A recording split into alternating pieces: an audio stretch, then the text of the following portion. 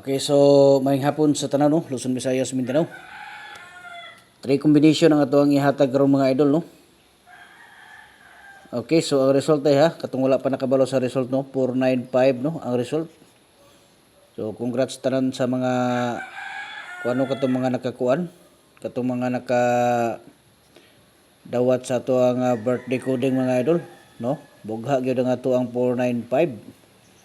So karon mo na po nitong ipatarget karon kining 3 combination no para sa 5 PM. So team positive lang ta mga idol kay basi makatarget ta karon no. So again ang resulta 495 no karon. So tulo ni siya ka combination ato ang ihatag pinaka-special ni karon no sa kuan tawag ani sa 5 PM. Okay? So una dirita sa 245 no. Muna siya ito ang unang sample no para sa 5 PM. Katong gusto deha nga magpa birthday coding no. Apil lang mo mga idol no. Apil mo sa ato ang lingaw-lingaw sa kuan. Tag-isar na siya ka kuan mga idol no. Okay?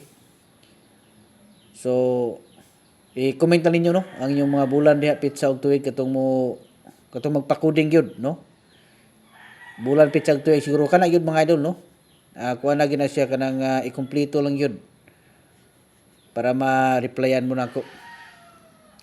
Unya ang moapil di ay sa tag-isa ka combination adto lang mo sa tuang kuan no katong VIP na to nga tag-isa ka combination adto lang mo sa tuang profile namoy makita itong group no pindutan niya pag join mo dito. Okay, unya pag di mo kabalo mag pindot ito mga idol pwede mo magpa-access sa Messenger no. Ingna lang kunyo dito nga magpa-access mo kay mo apil mo sa tuang one combination special nga guide no para sa atong lingaw-lingaw. Okay? So 245 413 unya ang ikatuloan ni mga idol. So dirita karon sa kuan no. Dirita sa kuan dubli ta no. Atong dublihon ni mga idol karon sa kuan. So dirita sa 311 okay 311.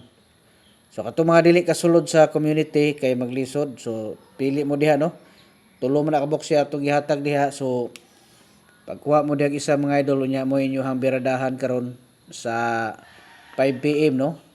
Kamo na bahala ani no pag rumble gid mo paniguro mga idol kay para nga in kaso pag ihatag sa panahon yang rumble so makadaog lang gyapon mo sa ato ang lingaw-lingaw.